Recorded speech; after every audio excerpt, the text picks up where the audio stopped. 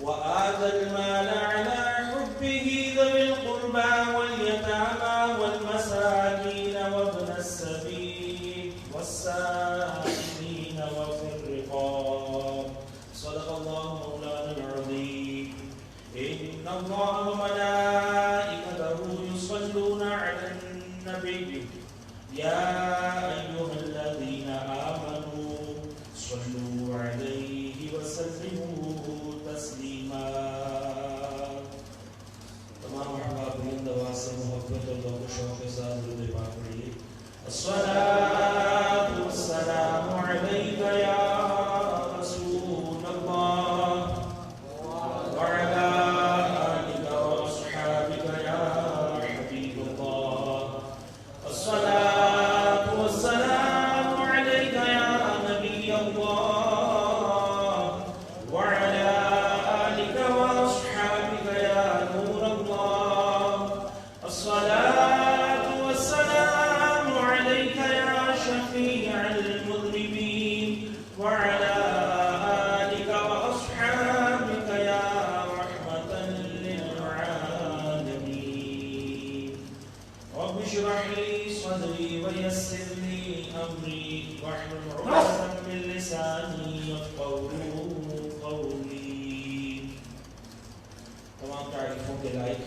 اللہ جل شانہ و جل سبحانہ کی ذات جس کی دی ہوئی توفیق سے اس کے گناہگار بندے اس کی بارگاہ میں ایک بار پھر حاضر ہیں. اللہ کریم ہم سب کی حاضری کو قبول فرمائے اور ہم سب کے لیے اسے ذریعہ بخشش اور نجات بنائے. ڈھیروں درود و سلام ہوں تاجدار کائنات فخر موجودات صلی اللہ علیہ وآلہ وسلم کی ذات پر، آپ کی آل پر، آپ کے تمام اصحاب پر اور آپ کی ازواج مطہرات امہات المؤمنین رضوان اللہ تعالی علیہم اجمعین پر. عزیزان محترم، جو آیت کریمہ میں آپ کے سامنے تلاوت کی ہے، اللہ کریم اس میں ارشاد فرماتا ہے کہ نیکی صرف یہی نہیں ہے کہ تم مشرق کی طرف اور مغرب کی طرف منہ کرو، بلکہ اصل نیکی یہ ہے کہ بندہ ایمان لائے اللہ پر اور قیامت پر اور فرشتوں پر اور کتاب پر یعنی قرآن پر اور پیغمبروں پر اور اللہ کی جو ہے وہ جتنے بھی انبیاء آئے، اللہ نے جتنی بھی کتابیں نازل فرمائیں اور جتنے بھی انبیاء اور رسول بھیجے ان تمام پر. اور نیکی یہ بھی ہے کہ بندہ اللہ کی محبت میں اپنے مال کو خرچ کرے، اپنے قریبی رشتہ داروں پر اور یتیموں پر اور مساکین پر اور مسافروں پر اور سائلین پر جو سوال کرنے والے ہیں اور گردنیں چھڑانے میں یعنی غلاموں کو آزاد کرنے پر. تو یہ آیت کریمہ جب قبلہ کی تبدیلی ہوئی تو یہودیوں کی طرف سے اعتراض ہوا کہ مسلمان جو ہیں وہ انہوں نے قبلہ تبدیل کر لیا اور قبلہ جو بیت المقدس قبلہ تھا اس سے رخ پھیر دیا اور اس طرح کے دیگر اعتراضات بھی ہوئے. تو اللہ کریم نے ارشاد فرمایا کہ نیکی صرف یہی نہیں کہ مشرق و مغرب کی طرف منہ کر لیا جائے اور بقیہ جو دیگر اعمال جو اللہ نے جس کا بندے کو مکلف بنایا ہے، پابند کیا ہے، وہ اعمال ترک کر دیے جائیں. یہ ان کے اعتراضات کا جواب بھی دینا تھا اور مسلمانوں کو بھی اس میں درس ہدایت دینا تھا کہ مسلمان صرف یہ نہ سمجھ لیں کہ صرف مشرق کی طرف یا مغرب کی طرف منہ کر کے نماز پڑھ لینا ہی ہمارے لیے کافی ہو جائے گا، بلکہ فرمایا گیا مسلمانوں یا اے لوگوں.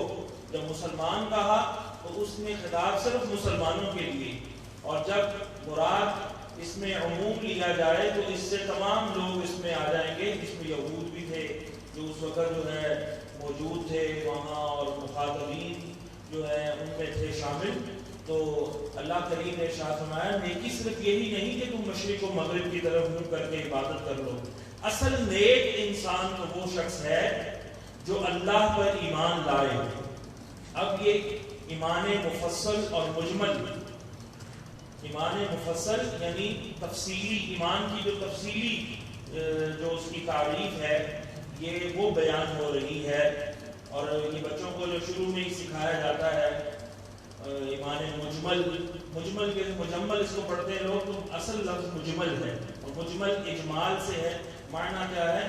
مختصراً اگر ایمان کی تعریف کی جائے تو یعنی ایمان مجمل میں ایمان کی مختصر تعریف ہے، اور ایمان مفصل میں تفصیلی تعریف ہے تھوڑی، یعنی اجمال سے ذرا دراز. تو وہ کیا ہے؟ اللہ فرماتا ہے اصل نیک شخص تو وہ ہے جو اللہ پر ایمان لائے. اللہ پر کیسے ایمان لائے؟ کہ اللہ کی ذات پر بھی، اس کی صفات پر بھی ایمان لائے کہ اللہ ایک ہے، وحدہ لا شریک ہے، اس کا کوئی شریک نہیں. وہ علیم بھی ہے، وہ حکیم بھی ہے، وہ قادر بھی ہے، قدیر بھی ہے، غنی بھی ہے، اور اولاد سے پاک ہے، دوسروں کی مدد سے بے نیاز ہے، بیوی سے پاک ہے، موت سے پاک ہے، اونگ سے پاک ہے. یعنی تمام صفات کے ساتھ اللہ کو مانے. یہ نہیں بعض لوگ کہتے ہیں جی سارے اللہ کو مانتے ہیں، کسی نہ کسی رنگ میں تو سارے مانتے ہیں، یہ مطلب نہیں ہے. سارے مانتے ہیں. اللہ کو ماننا وہی معتبر ہوگا جو نبی کی وساطت سے مانا جائے گا، جس میں نبی کا وسیلہ موجود ہوگا، نبی کی معرفت موجود ہوگی، نبی کا واسطہ موجود ہوگا. نبی کو مان کر خدا کو مانا جائے گا تو وہ ایمان معتبر ہوگا. خالی توحید معتبر نہیں ہے. تو نبی پاک صلی اللہ علیہ وسلم کا وسیلہ دیگر ادیان میں لوگ نہیں مانتے، لہذا ان کا توحید کو ماننا یا اللہ کو ماننا وہ کافی نہیں ہوگا، بلکہ نبی کی وساطت سے، نبی پاک صلی اللہ علیہ وسلم کے وسیلے سے جو جانے گا اللہ کو، اس کا ایمان معتبر ہوگا. اسی لیے کلمہ توحید میں صرف توحید کا ہی اقرار نہیں ہے، رسالت کا بھی اقرار ہے. اگر توحید ہی کافی ہوتی تو لا الہ الا اللہ کہہ کر ہی لوگ مسلمان ہو جاتے، جبکہ ایسا نہیں. محمد الرسول اللہ صلی اللہ علیہ وسلم، حضور کی رسالت پر بھی ایمان جو ہے ضروری ہے. حضور کی رسالت پر ایمان ہوگا تو وہ ایمان معتبر ہے، لیکن اگر حضور کی رسالت کا اقرار نہیں ہوگا تو ایسا کوئی ایمان معتبر نہیں ہے. تو بہرحال یا حضور صلی اللہ علیہ وسلم سے پہلے جس دیگر امتوں نے اپنے نبیوں کا کلمہ پڑھا تو اپنے اپنے نبی پر ایمان لا کر اللہ پر ایمان جو ہے وہ لائے، ان کا ایمان معتبر ہے. اور انہوں نے جو ان کے نبیوں نے جو بشارت دی حضور صلی اللہ علیہ وسلم کی آمد کی، اس پر بھی ایمان لائے، اور جو بھی اللہ کی صفات بیان کی، جو انبیاء نے اپنی صفات جو اللہ نے انہیں عطا کی تھی وہ بیان کی، ان پر ایمان لائے، اعمال صالحہ کیے، ان کا ایمان معتبر ہے. اور اسی طرح اللہ پر ایمان لانے کے بعد قیامت پر ایمان لائے، اور قیامت کے متعلق یہ عقیدہ رکھے کہ قیامت کا دن حق ہے، اس میں بندوں کا حساب ہوگا، اعمال کی جزا اور سزا جو ہے وہ اس روز دی جائے گی. حضور صلی اللہ علیہ وسلم اللہ کے اذن سے شفاعت فرمائیں گے. اس طریقے سے قیامت پر ایمان ضروری ہے. اور پل صراط جو ہے وہ قائم کیا جائے گا، اس پر سے سب کو گزرنا ہوگا. اور اس کے علاوہ جو متعلق حضور صلی اللہ علیہ وسلم نے قیامت کے بارے میں، جو پل صراط کے بارے میں، میزان کے بارے میں، اعمال کے تلنے کے بارے میں جو خبریں دی ہیں وہ سب کی سب حق ہیں. پھر حضور صلی اللہ علیہ وسلم اپنے حوض کوثر سے جو ہے وہ جنتیوں کو جام پلائیں گے. سارے فرشتوں پر پھر ایمان لائے. کس طرح کہ وہ سارے فرشتے اللہ کے تابع فرمان ہیں، اللہ کے تابع فرمان بندے ہیں، کھانے پینے اور گناہ سے وہ پاک ہیں. فرشتے کھانے پینے سے بھی پاک ہیں، وہ نوری مخلوق ہیں، اور وہ معصیت اور نافرمانی سے بھی پاک ہیں، اور نہ وہ مرد ہیں نہ وہ عورتیں. فرشتے تذکیر و تانیث سے، مذکر یا مؤنث ہونے سے پاک ہیں. اس طرح سے وہ ایمان لائے، سارے فرشتوں پر ایمان لائے کہ وہ سب کے سب اللہ رب العالمین کے اطاعت گزار ہیں، اللہ کی عبادت میں وہ مشغول ہیں. بعض کے ذمے اللہ نے عالم کا انتظام رکھا ہے، وہ اس عالم کا انتظام چلاتے ہیں. ہوائیں چلانا، پانیوں پر مقرر کیا، بجلیاں برسانا، روحیں پھونکنا ماں کے بدن میں بچوں کے جسموں میں، اور اسی طرح موت کے لیے روح قبض کرنا، رزق مقرر فرمایا ہے، تدبیر جو ہے کائنات کی اللہ نے ان کے سپرد کی ہے، اس طریقے سے فرشتوں پر ایمان ضروری ہے۔ صرف یہ کہہ لینا کہ فرشتہ نیکی کی طاقت کو کہتے ہیں، فرشتوں کا سرے سے انکار کرتے ہیں، اور شیطان جو ہے وہ برائی کی طاقت کا نام ہے۔ اس طرح شیطان جو ابلیس عزازیل ہے جس کا قرآن میں ذکر ہے، پورا واقعہ کئی جگہ پر اللہ کریم نے ارشاد فرمایا، وہ ساروں کا انکار کر دے گی، برائی کی طاقت کا نام جو ہے شیطان ہے۔ ایسا نہیں، شیطان کا اپنا ایک وجود ہے، اس کی ذریت ہے۔ اسی طرح لوگ جنات کا انکار کر دیتے ہیں، تو جن اس عنوان سے تو قرآن مجید کی پوری ایک صورت ہے۔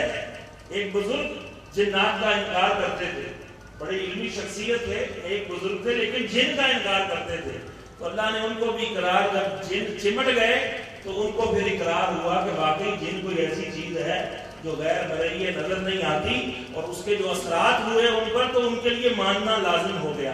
تو ہر ایک کو منوانا یہ ضروری نہیں ہے، اللہ جس کے نصیب میں ہدایت رکھے اس کے لیے ماننا آسان ہوتا ہے۔ تو بہرحال ایمان، تفصیلی ایمان کیا ہے کہ فرشتوں پر بھی، سارے فرشتوں پر ایمان لایا جائے، اور ان کی جو جتنی بھی تعداد ہے، وَمَا يَعْلَمُ جُنُودَ رَبِّكَ إِلَّا هُوَ، اللہ کے لشکروں کو اللہ ہی جانتا ہے، لیکن جتنے بھی فرشتے ہیں ان سب پر بندہ ایمان رکھے کہ وہ اللہ کے تابع فرمان ہیں۔ ان میں سے 4 فرشتے بہت مشہور ہیں، حضرت جبریل، حضرت میکائیل، حضرت اسرافیل اور حضرت عزرائیل علیہ السلام۔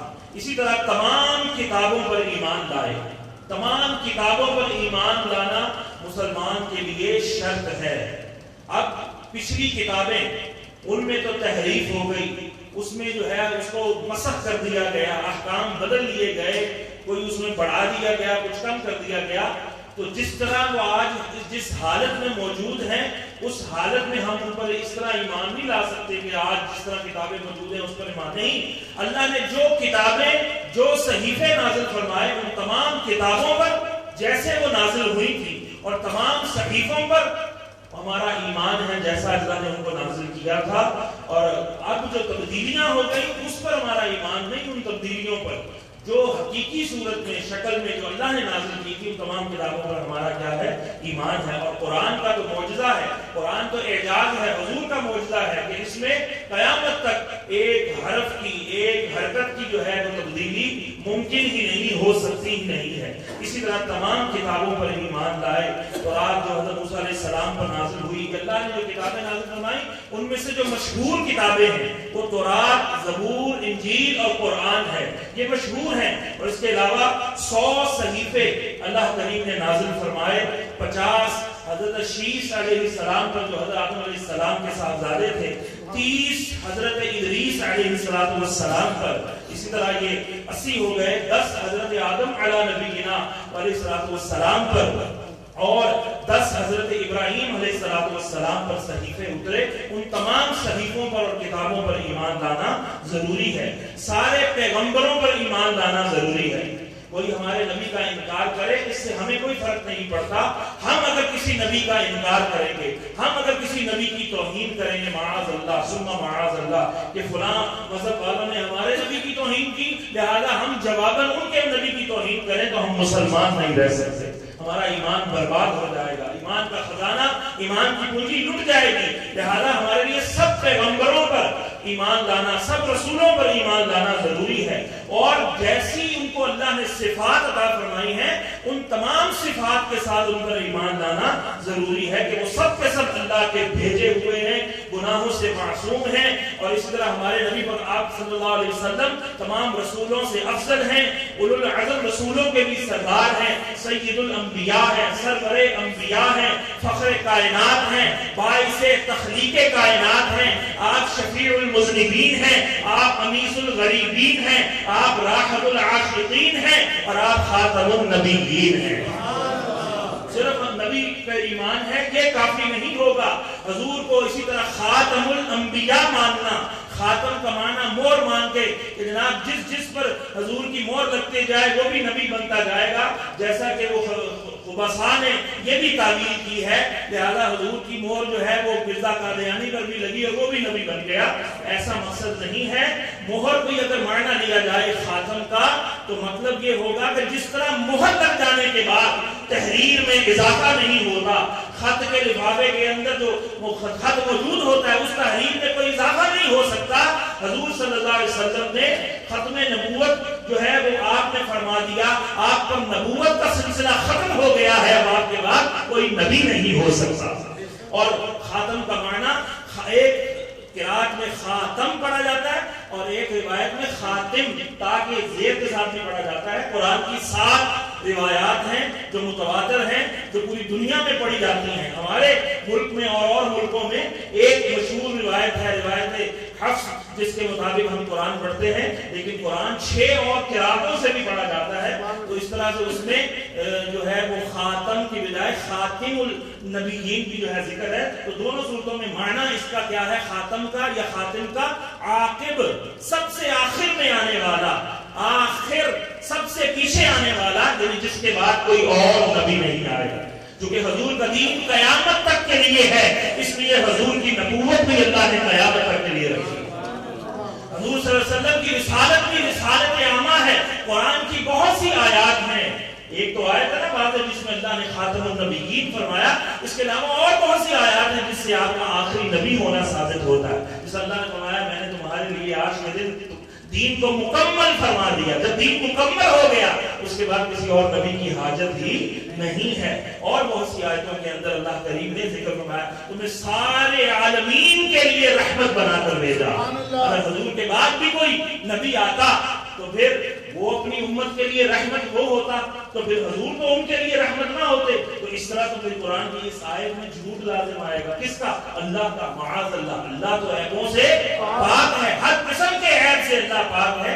تو اس طرح سے رکھنا ڈالنا اور کسی اور کی نبوت کو ممکن ماننا جس طرح باطل فرقے مانتے ہیں, لہذا یہ ایمان کو جو ہے مکمل نہیں رہنے دیتی چیز, یہ ایمان کا قتل کر دیتی ہے. ایسے تمام لوگ جو کہ ختم نبوت کا معنی اپنے سے کھڑا ہوا یا مرزا قادیانی کا کھڑا ہوا اختراعی معنی جو مانتے ہیں وہ مسلمان نہیں ہیں. چاہے وہ کلمہ پڑھتے رہے لا الہ الا اللہ محمد رسول اللہ, اس کلمے کے جو تقاضے ہیں وہ سارے کے سارے ماننے پڑیں گے, پھر بندہ مسلمان ہوگا.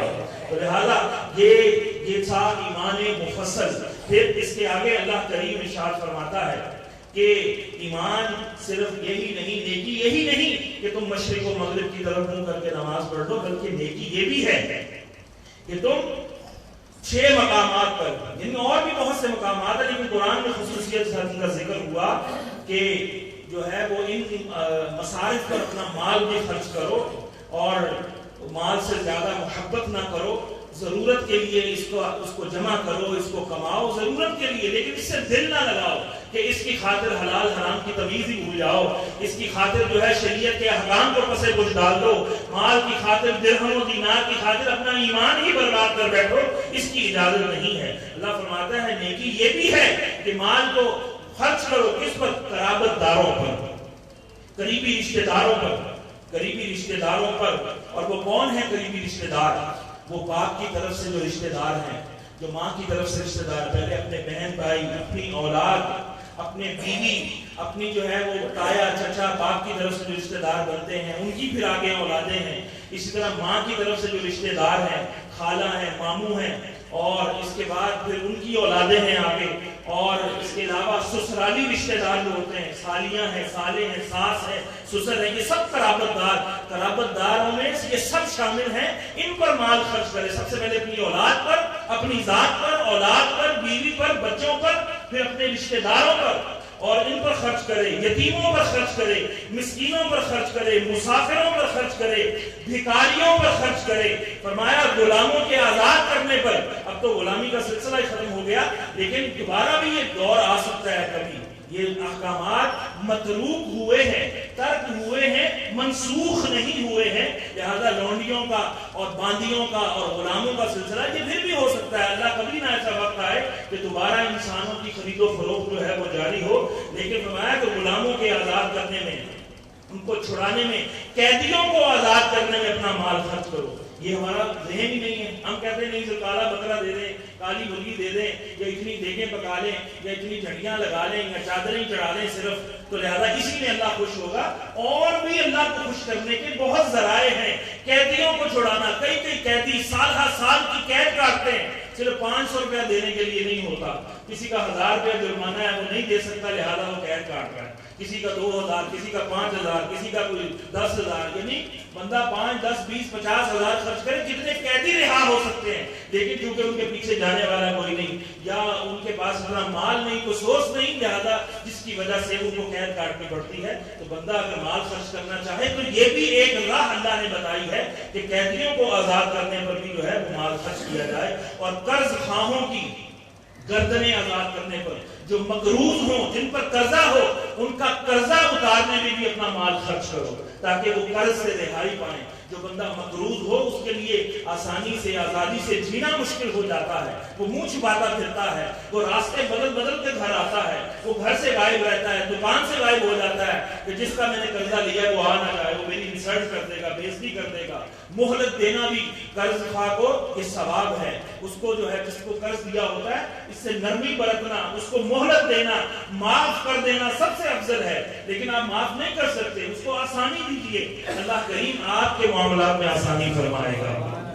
تو یہ قرابت داروں پر خرچ کرنے میں دگنا ثواب ہے. سب سے پہلے اللہ نے قرابت داروں کا ذکر فرمایا.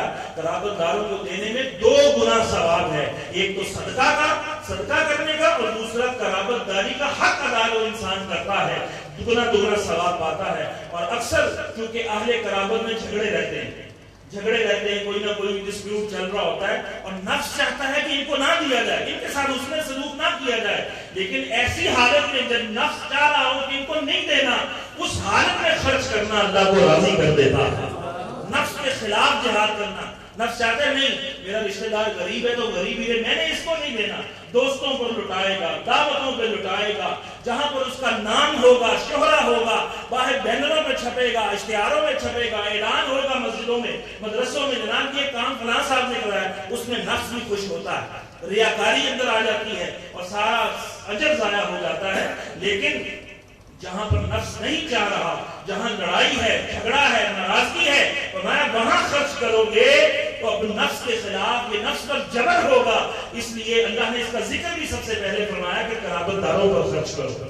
یوسف علیہ السلام کا واقعہ مشہور ہے. آپ کے بھائیوں نے آپ کو کنویں میں ڈالا, لیکن جب آپ کو اللہ نے اقتدار عطا فرمایا, مصر کی حکومت عطا فرمائی, تو آپ نے بدلہ نہیں لیا, آپ نے ان سے حسن سلوک فرمایا, اور ان سے جو مال غلے کی صورت میں لیا تھا اس کے عوض وہ مال بھی واپس فرما دیا. یہ بھی اس کی مثال. اسی طرح حضرت عائشہ صدیقہ رضی اللہ تعالی عنہا پر تہمت لگانے والا جو مستح تھا, آپ نے یعنی کہ رشتہ داروں میں سے تھا, تو حضرت صدیق اکبر نے ان کا وظیفہ بند کر دیا, تو اللہ نے آیت نازل فرما دی. اللہ کریم نے آیت کریمہ نازل فرمائی, تو مطلب حکم دیا گیا کہ جو کسی کا وظیفہ مقرر ہے یا کسی کو تم جس کے ساتھ حسن سلوک کرتے ہو وہ نہ روکو, اپنے کسی انتقام کی وجہ سے یا اپنی کسی غرض کی وجہ سے وہ جاری رکھو. تو لہذا اس کے اندر جو ہے اس یتیموں کا ذکر فرمایا. کیوں کہ یتیموں کو دے کر کیا فائدہ ملنا ہے؟ کوئی فائدہ نہیں ملنا, یہ فائدہ اللہ دے گا.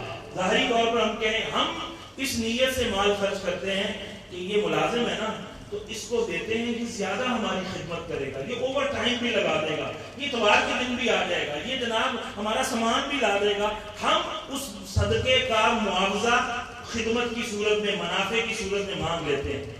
جبکہ حضرت عائشہ صدیقہ رضی اللہ تعالی عنہا, آپ کے پاس کوئی سائل آتا اور آپ اس کو صدقہ دیتی, وہ دعائیں دیتا تو آپ دعاؤں کے بدلے میں دعائیں دیتی. وہ لوگ پوچھتے ہیں کہ یہ آپ کیوں ایسا کرتی, کہتی کہ وہ دعا دے رہا ہے تو میں نے صدقہ دیا ہے, تو اس کی دعا تو صدقے کا عوض بن جائے گی, لہذا میں دعا کے بدلے میں دعا کا حساب برابر کرتی ہوں تاکہ میرا دیا ہوا صدقہ میرے قبر و حشر میں کام آئے.